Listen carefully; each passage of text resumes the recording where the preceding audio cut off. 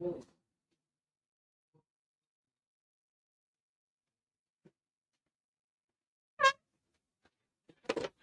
दोस्तों, good morning, good evening, good afternoon, what ever.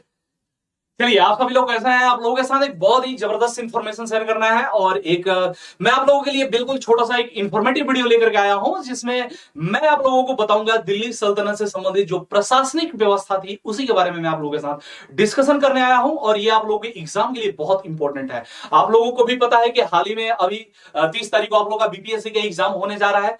तो खैर ठीक है, बीपीएससी का एग्जाम तो एक बहुत बड़ा सिनेरियो है, उसके साथ हम लगातार क्लास ले ही रहे हैं। रोज रात को आप लोग मेरा तांडव देखते ही हैं, 8 से 10 जो बीपीएससी को टारगेटेड करके। और आज वैसे भी मैं उसमें चोल डायनेस्टी से संबंधित और की दक्षिण भारत से संबंधित क्लासेस लेने जा रहा हूं, जो आपके एग्जाम के लिए बहुत बहुत बहुत इंपॉर्टेंट है। क्योंकि लगातार जैसा एग्जाम का पैटर्न बदल रहा है, उस पर दक्षिण भारत की तरफ हर एक आयोग ज्यादा से ज्यादा फोकस करने के मूड में है और हर एक आयोग ज्यादा से ज्यादा फोकस कर रहा है। तो मैं आप लोगों के साथ एक दिल्ली सल्तनत की प्रशासनिक व्यवस्था लेकर के आया हूं, यानी कि दिल्ली सल्तनत का जो प्रशासनिक व्यवस्था है वो कैसे था, क्या था, जहां से कई बार मिलान करने के लिए आप भी आ जाते हैं और सीधे सीधे वन लाइनर क्वेश्चन भी आ जाते हैं। तो ये कोई 1 घंटा 2 घंटा का वीडियो मैं नहीं बनाने वाला हूं, मात्र एक 2 से 4 मिनट या 6 मिनट का एक बहुत ही शॉर्ट इंफॉर्मेटिव वीडियो होगा। और उसी के साथ हम लोग आगे बढ़ेंगे और मैं उम्मीद करता हूं कि आप लोग जो एग्जाम देने जा रहे हैं उसमें ये आप लोगों का एक सहयोगी वीडियो की तरह कार्य करेगा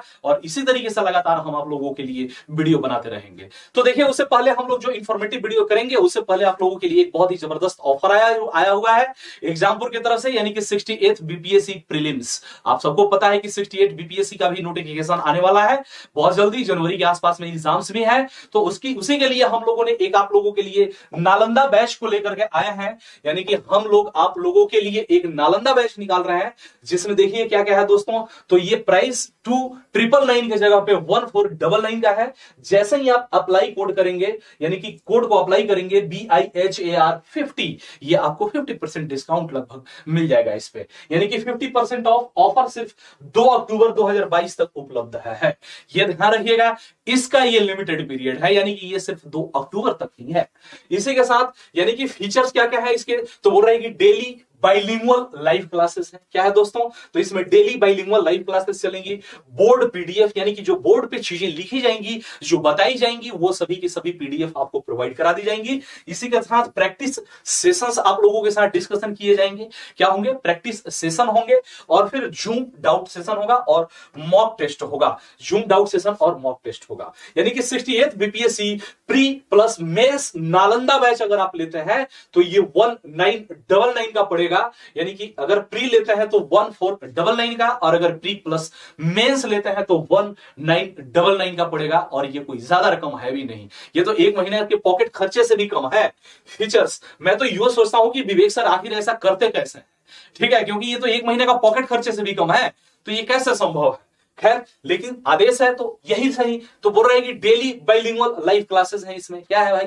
डेली लाइव क्लासेस है, बाइलिंगुअल, बोर्ड पीडीएफ है, प्रैक्टिस सेशंस है, जूम डाउट सेशन है और मॉक टेस्ट है। इसी के साथ देखिए, फैकल्टी बहुत ही एक्सपीरियंस फैकल्टीज हैं, जिसमें सबको एक्सपीरियंस है बीपीएससी का मेंस लिखने का, प्री देने का, और भी बहुत सारी चीजें हैं इसमें। देखिए, तो बोल रहे हैं कि आवर टीम में क्या है, अमन सर है ज्योग्राफी, इनके बारे में आप लोगों ने परिचित होंगे ही ऑलरेडी, आप सभी लोग जानते हैं अमन सर के बारे में। फिर अक्षय कुमार सर हैं। इसी के साथ यहाँ पे मेरा भी फोटो दिख रहा है। मैं आप लोगों को इतिहास पढ़ाऊंगा और इतिहास के साथ मैं आप लोगों के साथ इंटरेक्शन करूंगा। और आप लोग मेरी क्लासेस 8 से 10 महातांडव बीपीएससी के एग्जाम प्री होने तक आप लोग देख सकते हैं। आप लोग खुद जज कीजिए कि कैसी लग रही है पढ़ाई, कितना बेहतर है इसमें। फिर उपासना मैम है जो पॉलिटी पढ़ाएंगी, अंकेश सर है इकोनॉमिक्स, सुजीत सर है फिजिक्स, दीपक सर जो है, दीपक सर आपको साइंस पढ़ाएंगे, और उसी के साथ योगेश सर जो है वो मैथ पढ़ाएंगे। ठीक है, तो ये रहा बेनिफिट ऑफ 68 बीपीएससी बैच, यानी कि 450 प्लस लाइव आवर क्लासेस हैं। प्रीलिम्स के लिए क्लासेस पीडीएफ है, 10 फुल लेंथ मॉक टेस्ट है प्रीलिम्स का। इसी के साथ लाइव मॉक टेस्ट डिस्कशन भी है, और फिर सब्जेक्ट वाइज टेस्ट है, सब्जेक्ट वाइज कैप्सूल्स है, और डाउट सॉल्विंग सेशंस भी आया जूम मीटिंग, यानी कि जूम मीटिंग के द्वारा डाउट सेशंस भी आपके साथ सॉल्व किए जाएंगे। इसी इसी के साथ अब ये हो गया हमारा, और अब चलते हैं हम दिल्ली सल्तनत की जो कुछ प्रशासनिक व्यवस्था है उसकी तरफ हम लोग मूव करते हैं, यानी कि आखिर दिल्ली सल्तनत की प्रशासनिक व्यवस्था क्या थी। ठीक है, तो यहां पे हम लोग डिस्कशन करेंगे एज ए बीपीएससी। तो बीपीएससी का तो खैर ठीक है, मैंने बोला कि बहुत बड़ा सिनेरियो है, लेकिन मैं बस एक छोटा सा इंफॉर्मेटिव वीडियो लेकर के आया हूं, जिससे कि क्या पता एक आध क्वेश्चंस आपके एग्जाम में आ जाए, तो आ जाएंगे तो बन जाएंगे। ठीक है, आ जाएंगे तो बन जाएंगे, वहां कंफ्यूज नहीं होंगे। तो यहां पे देखिए विभाग है, और यहां पे दिखाई दे रहा है आपको शासक, यानी कि कुछ विभाग है जो कि शासकों के द्वारा स्थापित किए गए हैं। ये बोल रहे कि दीवाने अर्ज, ये क्या है दोस्तों, तो ये एक सैन्य विभाग है। और इस क्वेश्चन के बारे में मैं बताऊं तो ये क्वेश्चन अभी तक लगभग हजारों बार आ चुके हैं, यानी कि हजारों बार किसी न किसी एग्जाम में कहीं ना कहीं ये पूछे जा चुके हैं। ठीक है, अलग अलग एग्जाम में। तो दीवाने अर्ज की बात करेंगे तो ये सैन्य विभाग है, मंगोल आक्रमण से बचने के लिए, मंगोल आक्रमण से बचने के लिए, मंगोल आक्रमण से बचने के लिए, किसके लिए भाई, तो मंगोल आक्रमण से बचने के लिए दीवाने अर्ज यानी कि सैन्य विभाग किसने, तो बलबन ने स्थापित किया था। अगर रक्त एवं लौह की नीति से अगर हम बात करेंगे कि रक्त एवं लौह की नीति से कौन जुड़ा हुआ था, तो वो बलबन ही था जो रक्त एवं लौह की नीति से जुड़ा हुआ था। स्वयं को ईश्वर की प्रतिछाया अर्थात नियाबते खुदाई भी कहता है। इसी के साथ जब हम बात करेंगे दीवाने रियासत का या बाजार नियंत्रण व्यवस्था की जब हम बात करेंगे, तो ये अलाउद्दीन खिलजी है, यानी कि इसके सैन्य सुधार का एक पार्ट था बाजार सुधार, ताकि कम वेतन पे वो एक बड़ी सेना को रख सके।